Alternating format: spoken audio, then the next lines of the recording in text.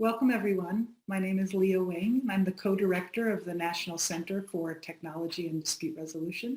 And the person who spoke before me, Ethan Katch, is the father of ODR and also the director of the center. And we're very excited to have you here for the 23rd annual Cyberweek and to hear this wonderful, amazing panel. Let me just set the context before I hand it over to Esther, who is going to moderate the panel. So today's panel is part of a webinar series that is celebrating the book Online Dispute Resolution Theory and Practice, a Treaty on Technology and Dispute Resolution. And it's the second edition of this book with a number of updated chapters and incredibly exciting brand new chapters. And today's panel is going to discuss a number of ODR initiatives and the state of play in a variety of countries. Here's information which I will also put in the chat. For those of you attending and participating, you'll have a chance to get a copy of the book if you're interested for a 40% discount. And want to just remind everyone that there'll also be the 7th panel of authors speaking tomorrow about other regions in the world and the ODR efforts there. So with that, I'm going to hand it over to Esther. Thank you very much. Good morning. I want to welcome everyone, and I'm delighted to introduce this panel devoted to the state of play of ODR globally. And today we will focus our attention in three major regions: Asia, Africa, and Europe. So to this end, we are going, well, we have today a roster of panelists, all of them absolute leaders and top-level scholars, experts in the field of online dispute resolution. Some of them also fellows of the National Center of Technology and Dispute Resolution. So you can find their bios also in odr.info website. And now we are going to start with an introduction to ODRs and e-commerce in Europe with Professor Pablo Cortes, followed by a view afterwards from India with Chittu Nagarajan. Then we'll jump to Africa with Ayodele Kusamotu, who will give us a picture of some developments in Nigeria and the rest of the continent. And finally, turning back to Asia, Professor Andy Lee will explain innovations in China and also online solutions with artificial intelligence. So now, well, let's get started. Apparently, there's a couple of things that have changed since our first edition of this book in 2012. I'm going to show you. And probably during the last couple of years and with this pandemic. So one of them is that going online is not anymore something only related to digital natives or people that like to explore new ways of doing things differently, but something essential. It's a fundamental channel for users and consumers to get goods and services in a global market. And also that people need desperately easy, quick, and cost-effective mechanisms to resolve their disputes. And if possible, with the same, by means of the same channel that they use to make their trades, no? So it can be maybe a simple smartphone. So during this panel, we will have the opportunity to see how Europe, Asia, and Africa are dealing with this kind of claims, and we'll keep track of a number of changes produced so far. So let's start right now with Professor Pablo Cortes. Pablo Cortes is, well, he holds a chair in civil justice at Leicester Law School. He conducts research in the field of dispute resolution and consumer law. He's a well-recognized researcher in civil justice throughout Europe. And he has also participated in a large number of United Nations and European Union legal initiatives. He's a member of the National Center of Technology and Dispute Resolution. As Pablo will need to leave us right after his presentation, if anyone wants to make, well, to ask him something, please feel free to post your comments or your questions in the chat, okay? So he will be able to answer them before he leaves. So please, Pablo, the floor is yours. Thank you very much, Esther. Gracias. Thanks a lot for that kind introduction. Let me share the screen. I have a PowerPoint for this session. And again, apologies that I have to go because I have to be at the university at 3 o'clock for a class that I agree to deliver. today. As Esther said already, I'll be talking about the use of Odr for e-commerce in the European context. That is something that we covered, obviously, in our book chapter. But let me start by, let me see whether I can pass to the next slides here, with giving you the background to the European framework for consumer ADR and ODR. And that was that the European Commission, which is the executive body of the European Union, conducted research to see how they could promote cross-border trade within Europe, especially in e-commerce. And they found that 60% of businesses, this was done back in 2010, refused to sell in another European country, and they cited as one of the reasons is the difficulty of being able to resolve disputes. So the Commission concluded that ODR could be a very useful tool to promote, in particular, e-commerce, and in particular, cross-border trade within the EU. So they examined how ODR and ADR was used to resolve consumer issues in the European Union, and they arrived to three main findings. First, that they found that the coverage, the availability of ADR and ODR in Europe was very patchy. So while some countries have better system than others, often only cover a number of sectors, but not all consumer sectors. So was patchy coverage, the availability of ADR and ODR services. They also varied a lot in quality. Some were independent, impartial, effective, being able to resolve disputes quickly and effectively, while others were not, were slow, were not independent. And also they found the third main finding was the lack of awareness. Even though most consumers and businesses and traders agree that they rather resolve disputes outside the courts using ADR methods and if possible online, only as few as 3% of consumers and 9% of traders have used ADR. So they thought that this justified the need to take legislative action to promote the use of these mechanisms, especially for the e-commerce context. And this is the framework that they came up with, which is, there are two legal instruments, this a directive and regulation. The aim of this European framework was to increase consumer access to justice, not just through the courts, obviously, but through ADR mechanisms, especially making them available online, and also to promote, in particular, cross-border trade within Europe. And they have more specific goals, and these try to capture the different variety of processes that are used in Europe, which there is a great variety. So you have from arbitration, mediation schemes to ombudsman and complaint boards, conciliation schemes. So there is a great variety, and these are closely linked with the culture of each country.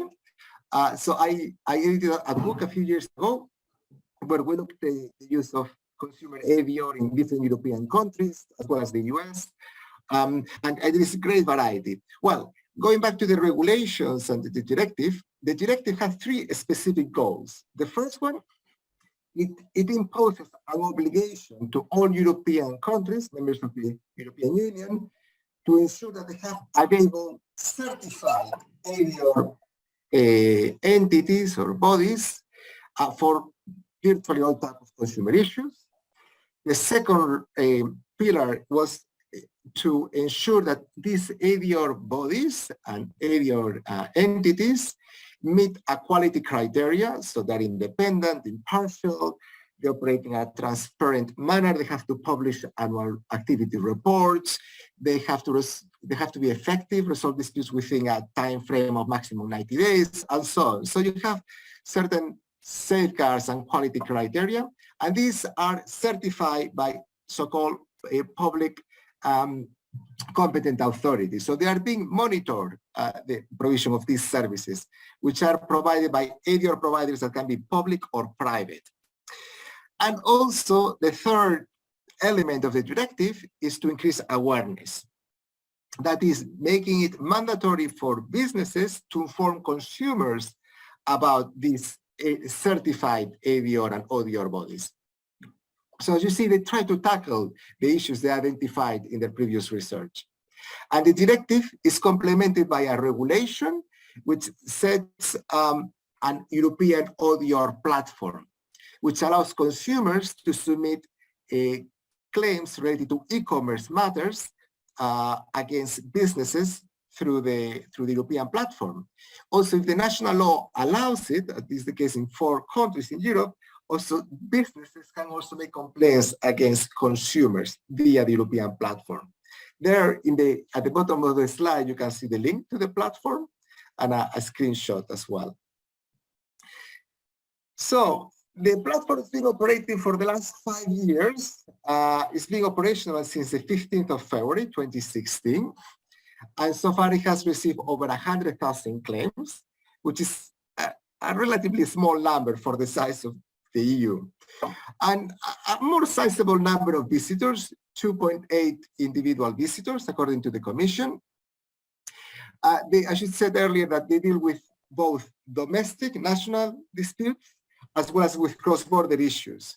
While domestic issues were significantly higher at the beginning, was like 65%, increasingly there are more cross-border matters. And the platform allows, if parties cannot reach a settlement, allows them to identify one of these ADR or ODR bodies that have been approved. And there are currently over 400 providers in Europe, which are accessible through the European platform. But the main issue here is that only 2% of cases that go to the platform end up being referred to one of these certified ADR and ODR bodies. What happened to the rest of them? Well, the Commission conducted surveys and found that in up to 40% of cases, the business or the trader replied to the consumer outside the platform and settled the matter.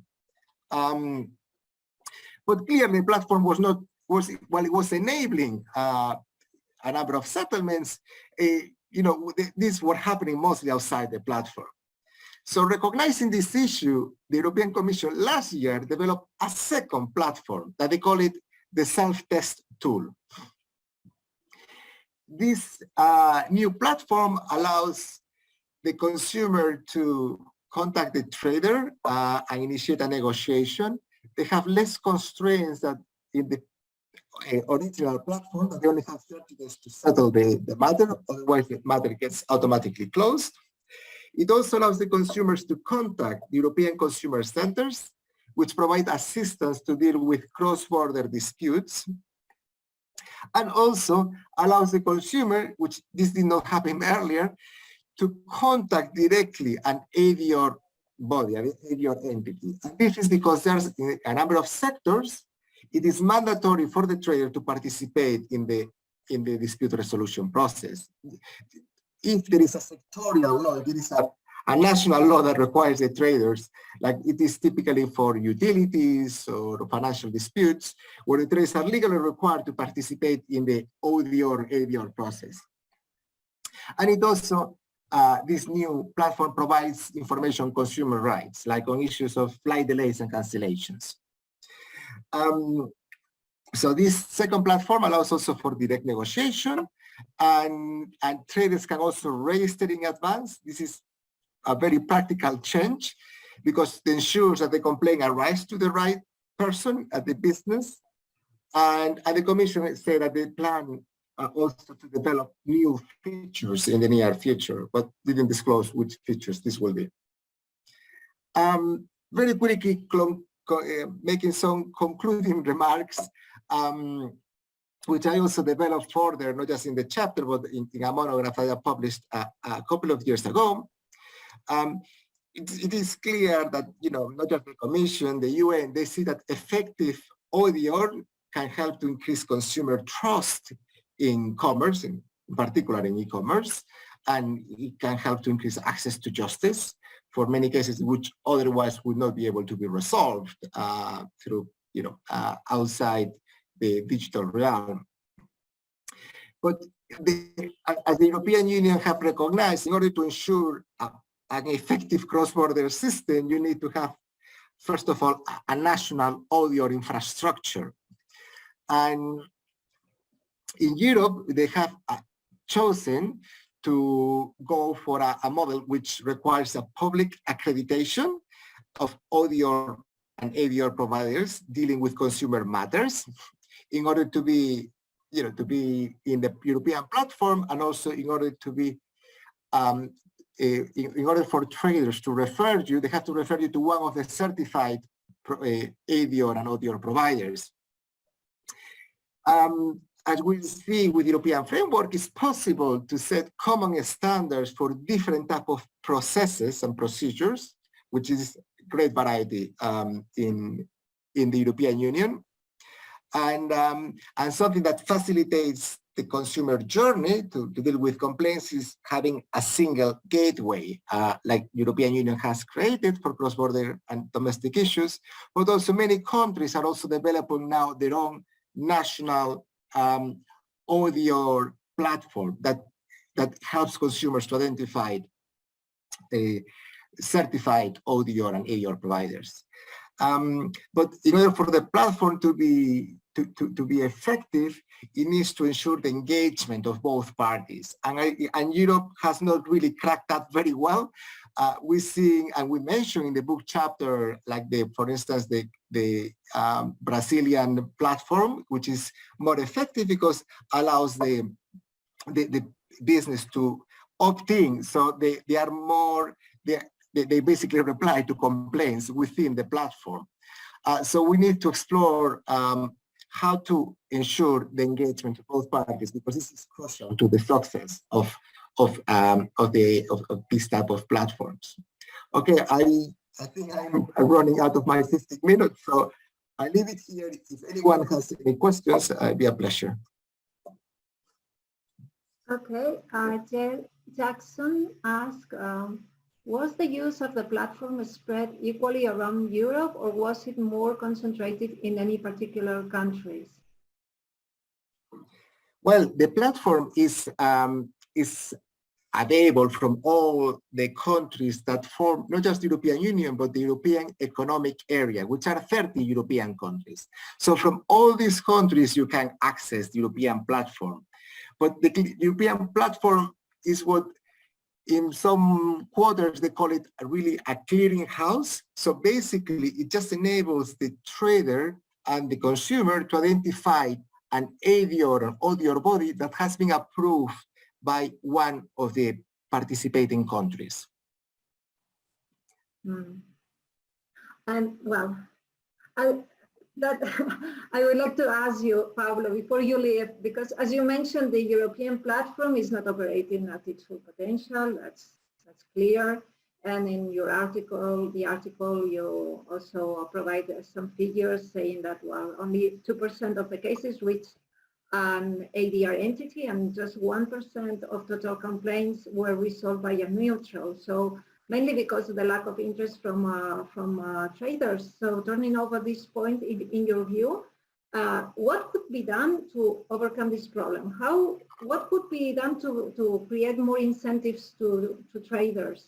And my last reflection, or my last question is, do you think it's going to be possible in a very near future to see this European ODR platform connected to the e-justice platform?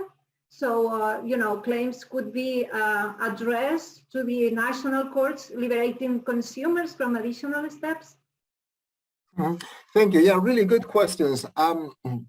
Well, as we mentioned with the Brazilian platform, I think an important element is to ensure the engagement of the business, and this was one of the goals of the European legislation, that they wanted to increase trust in particular in e-commerce market.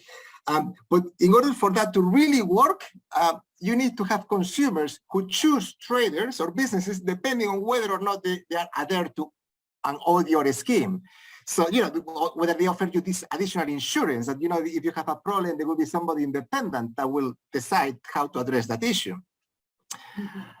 There are two ways of doing this. One is to make it mandatory, the participation for traders, as it already happens in many countries, in many regulated sectors, typically for utilities and financial services, as I mentioned earlier, but also in other sectors, like transport. I think an interesting model that has been discussed is also the use of an online label or a trust mark. Like in Spain, we have Confianza Online, or there are other examples, or Trusty, which basically is an online label that businesses display to recognize that they agree to participate in an ODR process should a problem arise that cannot be resolved directly by the parties. Now, the European Union is unlikely to adopt this model, and that leads me to your second commentary and question about linking it with the core system. I think if the ODR platform remains available to make complaints against all traders, it is important that it also provides information about non-ADR or non-ODR options, like chargebacks, like going to court. And in fact, to some degree, they already started doing so to inform users, for instance, the possibility of going to the European small claims procedure for claims under 5,000 euros. But I think in the future, definitely, there must be a connection between the courts that are being digitalized and ODR. So that is bound to happen. It's just a question of time. It will be great. We know that you have to leave, Pablo, so thank you so much for being with all of us. Thank you. Oh, my pleasure. Thank you. So now let's see which are the initiatives that have emerged in recent times across Asia, seeking to incorporate technology in dispute resolution. So let me introduce now Chittu Nagarajan. Chittu is an international ODR expert. She's member of Mediate India Advisory Board. She's as well a co-founder of Modria.com and managing director of Modria India. She also founded ODR World, ODR India, the first online service provider in India in 2004. And she served as well as head of the eBay and PayPal Community Court Initiative. She's as well a fellow of the National Center of Technology and Dispute Resolution. She will give us a sense on the last initiatives that support ODR in India. So, Chittu, please go ahead. Thank you, Esther. And wonderful to be here amongst friends. Also, it's Diwali in India, so I'm just wishing everybody happy Diwali. Truly, I think it's so wonderful to see that, the global initiative part we are in today, and, the different time zones we are in, and all of that is just extremely awesome. One of the things which, before I just start off on what is happening in India is, since Ethan is here, the movement itself was started as a global movement, the ODR movement, which I think is just phenomenal. What we're hearing right now is, from each country, and but then, from the very start, the movement, the ODR movement 20 years ago was started as a global movement where, we were able to actually, learn about each one's country, each one's justice system, the problems in each country, and come up with certain solutions, right? Where we are learning from each other, where we have been able to spread that on in each of our own countries. And even though we are seeing a lot of things happening in each country right now, but broadly, it's all come up from that global thought process. And also, I think it's a very rare field. I don't think this is available anywhere else, where we are able to actually see where it's going in each of these geographies, which, just to reflect and think about is just phenomenal, because you don't see that anywhere. Now, in India, exactly what happened is, I think, they learned a lot about what is happening across the globe. Many of us have been involved in, telling to the Indian counterparts on what is required. But a few things which have happened, and I'm not just going to touch upon e-commerce, but I'm just going to touch upon what is the state of ODR in India right now. If you look at, a couple of years ago, ODR is, I think, broadly across the world, but also in India, we were just trying to promote online dispute resolution. It was just a word. People would just ignore it. We would try to push for it. And it's been quite silent. But one of the things we need to thank the pandemic for was, where it pushed online dispute resolution. And in India, actually just catapulted the movement. It was just such a surprise that, the pandemic happened and the buzz on ODR was happening, but then it just, I think just really, it was like a volcano erupting in India. So a few things happened. We have a huge ODR movement right now. And, I think I should acknowledge certain organizations which helped, make this possible in India. First is an organization called Agami. They actually started the entire ODR ecosystem in India. And it's awesome to just see that, how they started the movement itself is creating an ecosystem, right? Where everybody can coexist with each other. You have to collaborate with each other. You have to bring many forces to play. Now, I think from one of the things which we have traditionally noticed is we need different stakeholders to come together for this to work in any country. And in India, you have different demographics, people, judicial, the different states, the languages, the demographics, it's unbelievable. So you got to bring everything together to make that happen. And Agami made that possible.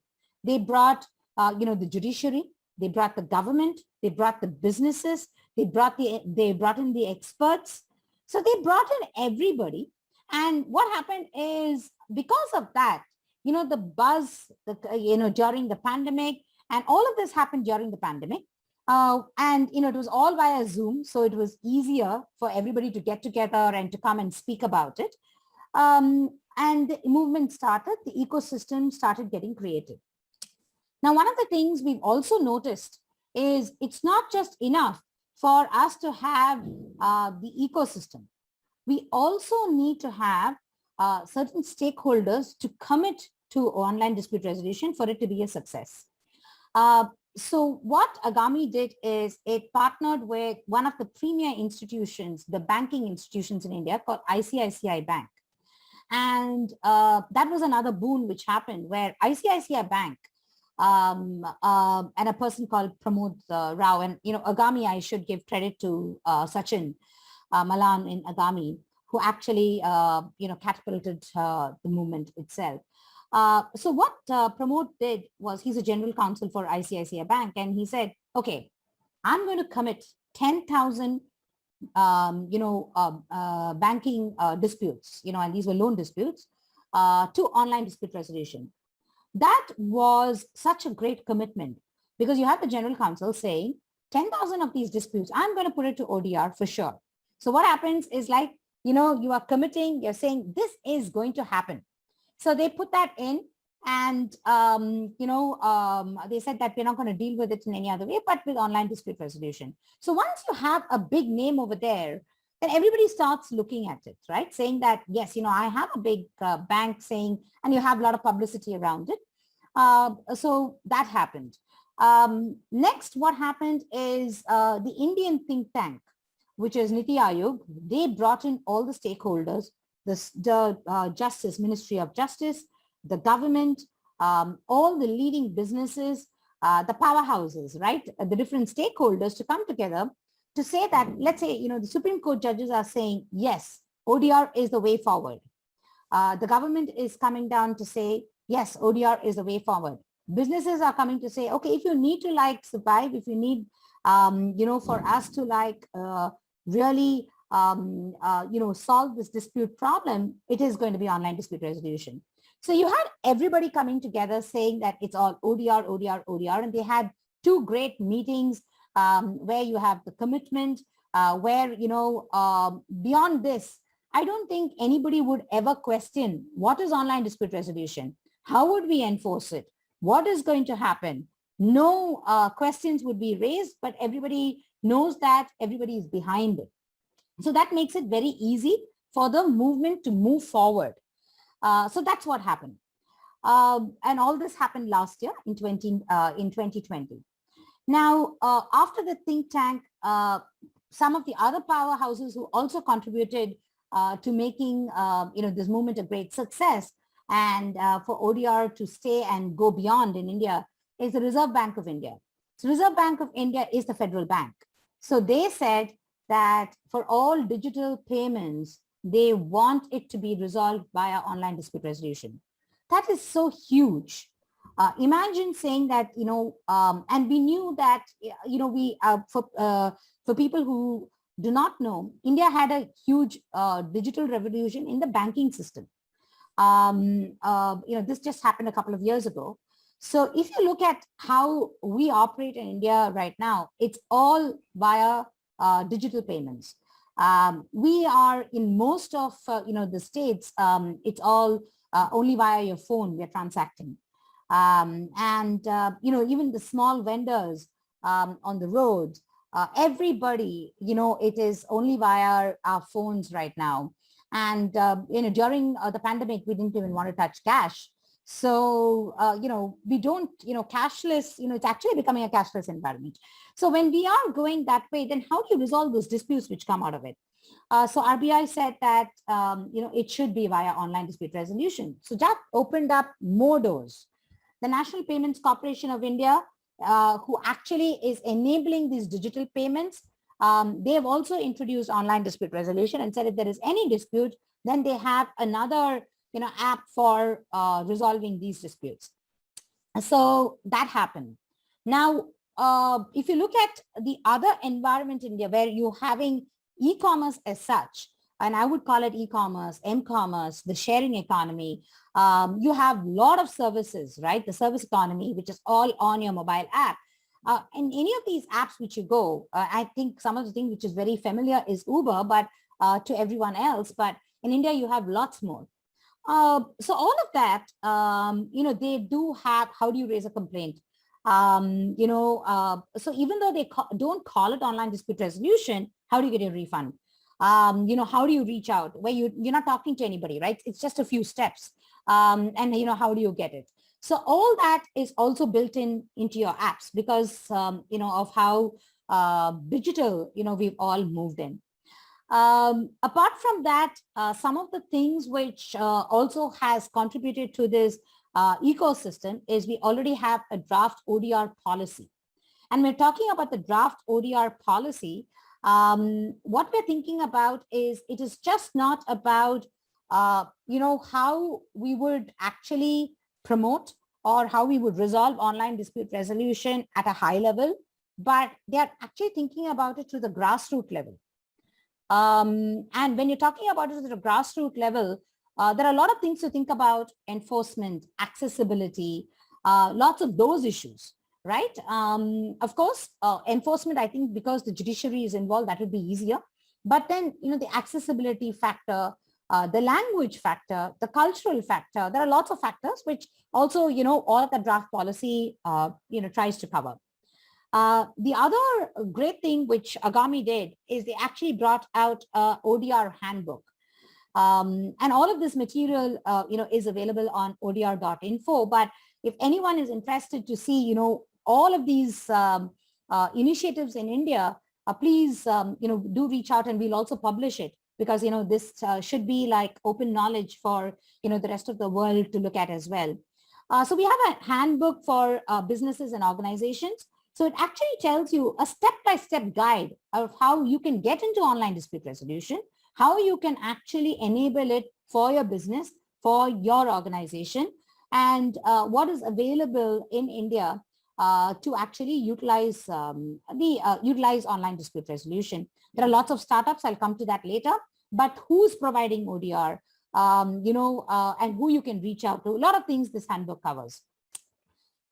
Certain regulatory perspectives of where ODR is mentioned is, of course, the Consumer Protection Bill, which says that yes, you can resolve it via electronic methods.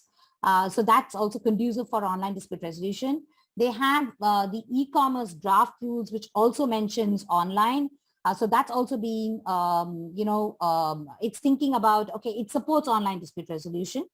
Then, one of the recent developments has been the Mediation Bill 2021, which just came up yesterday. It's a draft bill, and it's open for comments yesterday. And Chapter 6 has online mediation mentioned in it, where, they are saying that, yes, you can do it via online, and that's also going to be, very conducive for online dispute resolution. Now, the other thing I told you that, it's an ecosystem. So when you're having ecosystem, there are about 15 plus ODR startups right now. And all of these ODR startups are dealing with different types of disputes, right? They're looking at it very differently. And most of them also provide service providers. During the pandemic, you've had many of them providing lot of, services to courts, consumer issues. All of that has happened. We have a lot of enterprises, about 75 plus enterprises who are enabling online dispute resolution. So that's happening. One of the three things which, is massive, I think, already, I think a lot of things have happened, but three things which are massive right now, where we are thinking about not just elusive, but inclusive. When I say inclusive, always, whether it has been legal services, only the very rich can get it. It's difficult. But what happens, how do you make it available to the common man? What happens? How can innovation be possible? And you're talking about, India, which is 1.5 billion people. And so what else needs to happen? So three things which are really interesting is, one is they have something called the Open AI initiative, which is they are actually opening up the judicial data. So when you have data available, you can do a lot of stuff with that data, right? Artificial intelligence can only happen with that data. So it'll be easy for, ODR companies or innovations in online dispute resolution to just like, okay, how do I utilize that data? How can I come up with different methods of dispute resolution with that data? So that's massive. Second thing which has also happened is you're having the open banking.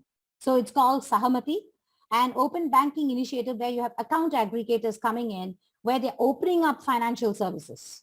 So that data is also going to be open up so that you can have a lot of innovation which can come up from that. And one of the things which they have introduced for the open banking initiative is online dispute resolution. So when it's grievance redressal, they want it to be via ODR. They are also having an open collaborative mediation network. So which means also mediation, like, you're training a lot of people. So when you're training mediators, also that they want to make it open so that, materials are available. It will be easier for grassroots to get that mediation training so that, it will tell you how to really resolve issues, right? And so that's also something which they are bringing in. We are in a state right now in India where I think there's a revolution, there's a transformation, there's adoption, there's innovation, and it's just going to grow further and further and further.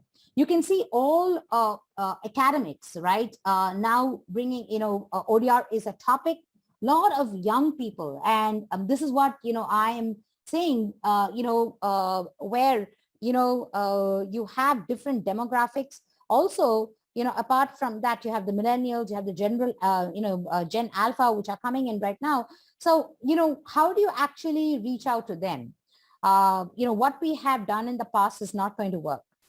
We need to have new ways of resolving these issues. We need to be inclusive. We need to think beyond. And I think, India is in a state right now where all of this is just coming in. And, I'm really excited to see what else is going to be coming out of India. And also, I think Pablo mentioned that, when he was comparing EU, he was mentioning Brazil. Also, it's so nice when we started the movement, I think we all were referencing, US. Now, we're referencing Brazil, we're referencing India, you have Israel, you're going to see Africa, you're going to see China. So, the shift of where it's happening and the innovations which are coming out from here is just awesome to see. So I would conclude with that. Thanks, Esther. Thank you, Chittu. Thank you.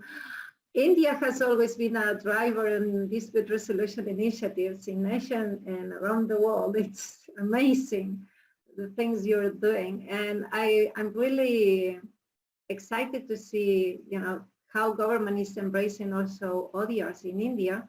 And I was asking myself if there's any court annexed ODR, like a private public initiative where, they both collaborate in order to, to get this effectiveness, through courts, not just private initiatives with mediation, but, the enforcement that a court could provide to a decision. So is there any so we don't have a court annexed, ODR program as yet. But then, all of these initiatives, you do have like mediation, which comes from the courts. And there are certain organizations which are working with the courts, and there they can use online dispute resolution. Nothing is stopping them. But a court annexed program has not yet come out. Mm-hmm. We will see it in the very near future, I'm sure. Yes. Thank you, Chittu. Thank you. Now, Ayodele Kusamotu will give us a view from Nigeria and Africa. I don't know if Ayo is here with us. Yes. I see him. Yeah. Okay, Ayo. nice to see you. Ayodele Kusamotu is a legal practitioner in Lagos, Nigeria. He chairs the Africa Committee of Internet Bar Org. He's member of the Presidential Task Force, and he's advisor to the Economic Community of West African States. So please, Ayo, the floor is yours. Thank you very much. I hope you can hear me. We can hear you. Yes. Oh, right. Okay. So thanks a lot for having me here. I want to start on with the background that we only have about 13.5% of the population of Africa that have access to the internet. We cannot see you. I don't know if you want to share a PowerPoint, or are you willing to share the PowerPoint? Hold on. Can you see me now? Perfect. Now. Okay, so I'm very shy, so I wanted to put the video up. But I want to start with the on the background that about 13.5% have access to internet in Africa, and one of the biggest things that has happened so far has been the African Free Trade Area, which has been created, which is the largest free trade area in the world. And it's meant to have a combined GDP of about 13.4 trillion. Now, clearly, the internet has transformed business, and it's made ODR absolutely essential in almost everything we do. But one of the key things which I really would like everyone to take away today, and which is the most important, I will say here, is that ODR is creating access to justice. And this is a completely different scenario we're seeing. Whilst at the same time, technology itself, there's some kind of competition. I wouldn't say competition is not the right word, but there's some kind of, let's say, a struggle between government and technology. I'll give you an example of what happened in Nigeria, where we recently had the Twitter ban. So somebody went online and put a statement which had something to do with governance, and the government didn't take that lightly, and they put a ban on Twitter. And after that happened, a lot of people lost a lot of money because people actually use these things for business and other activities. At the same time, we also have, they're also trying to regulate social discussions on the internet. And there's a bill which is actually going through Parliament, going through our legislature right now to give severe penalties for what you say online and the consequences of it. However, we're seeing that we're actually preparing ourselves in Africa for, regulation and technology. Now, in Nigeria, for instance, the Evidence Act has been amended by the government, which allows for electronic admissibility of computer-generated evidence, electronic signatures, and we're seeing this happen right across the board. It's allowing, it's a form of preparation for e-commerce. This has been a big topic. Likewise, you have a lot of data protection laws which are coming on board. Ghana, South Africa, Kenya, Egypt, Nigeria is also having some form of data protection regulation in place. But where it's really, really phenomenal for me is the judiciary has actually been at the forefront of bringing ODR to play, and it's actually having a big impact on people's lives. So what I'm really talking about are virtual hearings. And of course, there's a debate out there. Is it just because they're using computers just to do the discussions in the courts? However, it's actually creating access to justice. And I'll give you my own experience with it. So I, just like what happened today, I had to appear in court for a matter. And I happened to be on the other end of Lagos. And this hearing is about, I'll spend 5 hours driving there and probably another 5 hours driving back. So I wasn't prepared to go to that court, but we have rules in place for hearing virtually. So I went online and I called my colleague in the office. I said, can you also join, because I'm not properly robed. In Nigeria, we have to dress up to go to court, and we have to wear the white wig in court and wear the beep, and I didn't have mine on. So when the registrar called the case and said, okay, so Mr. Kusamotu, can you put on your camera? I'm like, sorry, my camera is not working, but I wasn't robed, so I couldn't, but I attended the hearing and we got the benefit of this virtual hearing. So, and this is the same thing which is happening right across the whole of Africa, from the African Court of Human and People's Rights, the Community of Justice, ECOWAS, the East African Court of Justice, in Gambia, they have virtual courts, Ghana, in Kenya, they had more than 7,000 judgments which were delivered online. The same thing, as I've said, in Nigeria. And even in Uganda and Zimbabwe, even before COVID, they allowed for virtual hearing. So actually for me, I think whilst we're a little bit behind India in terms of ODR for business, but I think in a way we have sort of leapfrogged it and actually brought it right into mainstream action, and where it's actually affecting lives, because it makes it a lot easier and everyone's seeing the benefits of this. And so the next next step is how do we actually get ODR to be ingrained in everything we're doing. And of course, we have COVID to thank for this, but that's I guess that's the only thing we can say about COVID is it's changed the state of things and changed the way even our judges think. They would have been sticklers for you appearing before them, but even they're concerned about their own safety, so they don't mind. So I think a way forward, what we need to now think about is, what's the way forward? And really, we need these websites to be more friendly for people to be able to interact with it. We need proper training for the staff and even for counsel.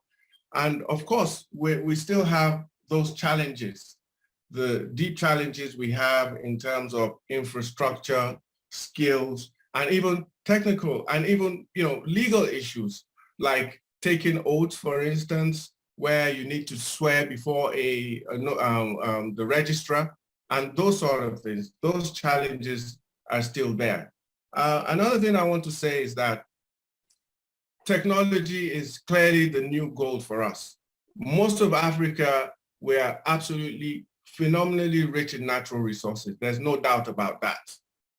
Almost every African country you go to, we have natural resources, but there's a revolution going on right now with the youth. The younger people are very, very friendly with technology. They're comfortable with technology, and they're doing absolutely amazing things.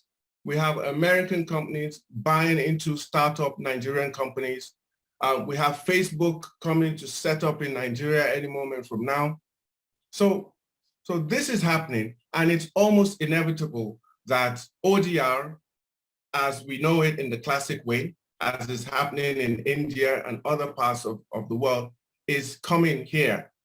But we jumped one step, and it's not a bad thing either, because we're there right now, and we're actually doing, in spite of not having, because that's the way we, in some ways, we're slow at some things, but in other ways, we just get on with it.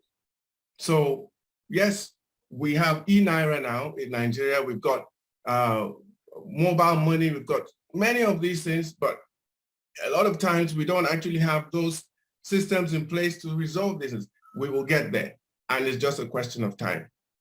So I'm excited. I think it's no longer theoretical. It's no longer something we talk about in forums. It's here now, and it's really, it needs the champions, and I think there's a big future for that. Thank you. Thank you so much, Ayo. Well, certainly, Nigeria is paving the waves for sure to other neighbor countries in this online dispute resolution initiatives that you may initiate. And well, a large number of countries in Africa has already signed the Singapore Convention on Mediation. So Africa is a very live continent, moving very fast. So, and considering that Africa is a rich and also such a vast continent, and that ODR involves not only technology, but also this access to the internet, this full internet penetration is a great news. So I'm so happy to hear that. So if there's any question that the audience wants to pose, please feel free to pose your questions in the chat. I would like to take this opportunity to ask all of you a couple of things. As you know, many countries are moving towards these digital justice ecosystems that are embracing ODRs, court annexed ODRs, and other pre and post court services. And I was wondering, well, which is your views on the main challenges or obstacles that ODRs may face when connected with the justice systems, or if there's any initiative in your countries or regions that may shed light on this. I don't know if someone wants to share ideas on that. in Nigeria, we have a court-connected ADR system where it's actually mandatory. You actually have to, the matter, once it's filed in court, it goes before them. And if it can be mediated, that's fine. If it can't be, then it goes back to court. And this is one of the best things they've done. It's absolutely fantastic because, you know, one of the biggest problems we have is the length of time it takes to have hearings. And if these things can be solved earlier and sooner, then the better. ODR is almost inevitable that they would have to add that to the court-connected system. It's just inevitable. So for me, I think it's absolutely, that's the future. This is the future. Yeah, I think so. I don't know if anyone wants to, but there's many challenges in this issue of connecting, you know, ODRs with public services. And so, well, and in fact, ODRs to become fully effective, as you mentioned, need to be not only accessible, intuitive and human-centered and trusty and all of this, but also capable of being connected with the courts in order to become enforceable. And so, well, we probably will see, or we may have to think as well in a new generation of public-private ODR joint ventures. Who knows? If there's any other reflection, insight on that. I think Well, Dan has asked a question. There's a lot of international development. Is there any coordination to make the various systems across borders interoperable like the efforts within India? Dan, I think, APEC, what they're trying to do with the APEC framework, right? Might be that is one of it. But also, every time there is there's something, I think we always, reach out to Aliyah and Jan and everyone else just to say that, hey, can we put this across to other nations, correct? And I don't know whether, I think nations can learn from each other. We are at a point right now where, we should do that. And, I think the UNCITRAL framework for, arbitration or even the, Singapore Convention or whatever, that is like, bringing nations together to think about, okay, this is what we need to do. I hope, for ODR also, it will be like that, where, we'll be able to learn from each other, but, the house will be NCTDR, ICODR, where, they can come to, and that can be probably the gateway to having something interoperable. Mm-hmm. Thank you. Esther, I have a question. Esther, I have a question for you. You're doing such a beautiful job moderating.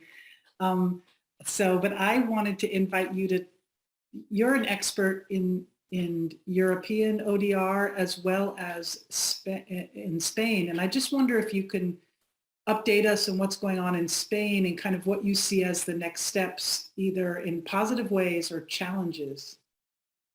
Well, in Spain, we are, the government is trying to enact a law that will provide a new, it's going to try to shape our judicial system from the scratch,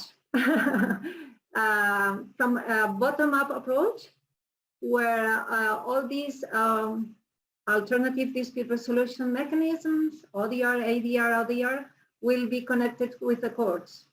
So yes, so they will be mediation, negotiation, facilitation will be the first step before going to a judge. And these services providers, these ODR or ADR service providers will be accredited. And so they have to reach certain standards and will be connected to the courts. This is the goal, to be connected with the courts. So if one citizen has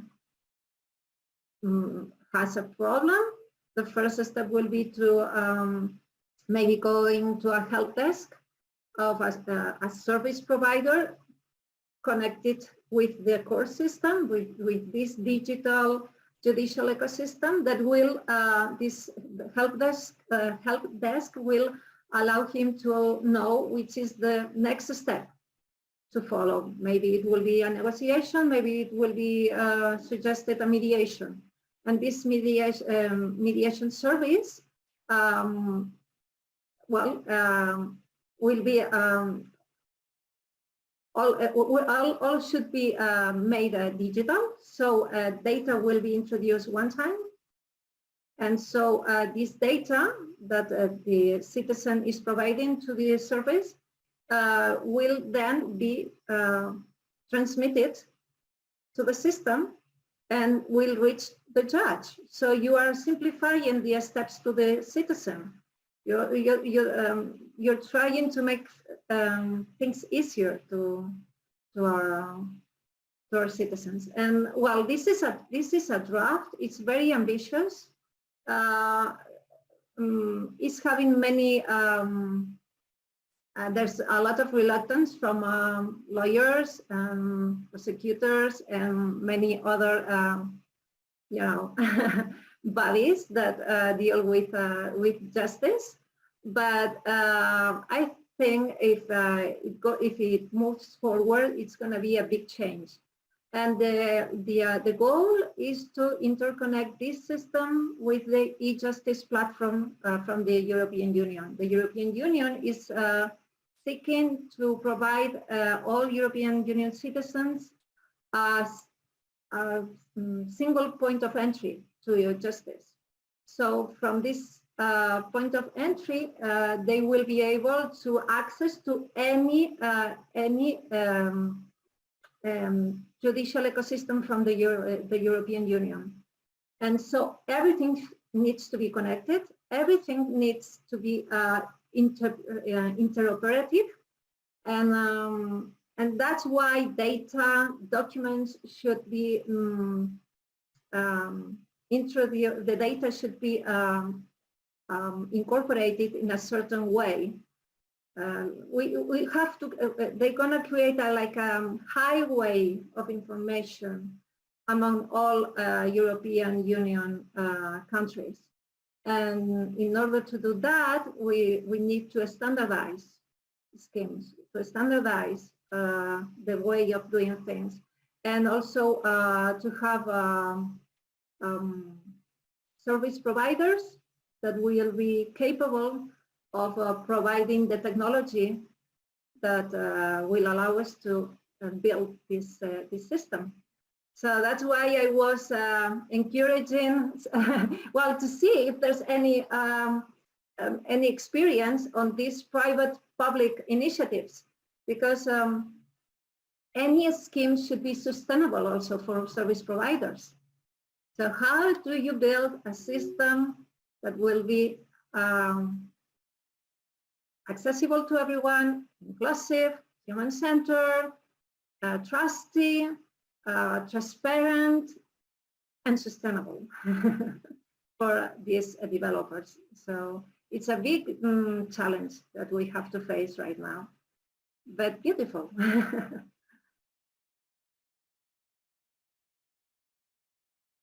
I don't know if you have any question, something that you would like to know on that. Well, Esther, can I ask a question? Please, please.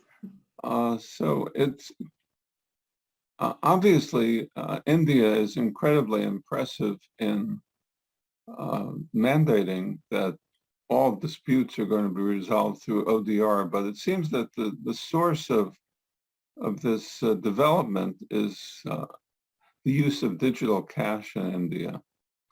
So if all transactions are paid for electronically, them and people, that's how transactions occur, then it's easy to understand how ODR system becomes necessary. But I'm not sure that that development is replicable in other contexts. because even in the U.S., I don't know what the percentage of digital transactions are, the use of digital cash, but occasionally we actually pay with paper money, and nobody seems to think that's odd. When they start thinking that the use of paper money is odd, then we get a different environment. So yeah, my point is that each of these developments, equally impressive, but are happening for different reasons. And I'm not sure we can generalize from any one of these, maybe, but I don't know.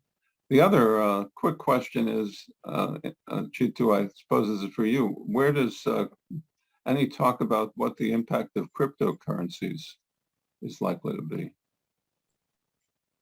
Yeah, Ethan. To the first point, Ethan, digital payments is just one section of what's happening in India, Ethan, and that is because RBI, noticed that digital transactions are happening, so we need a way to resolve that, right? And so they reached out and they said, okay, fine, what is the best way to resolve it? The larger part of actually online dispute resolution of what's happening in India right now is all not connected with digital at all. So you had yes, so that's where the larger part is.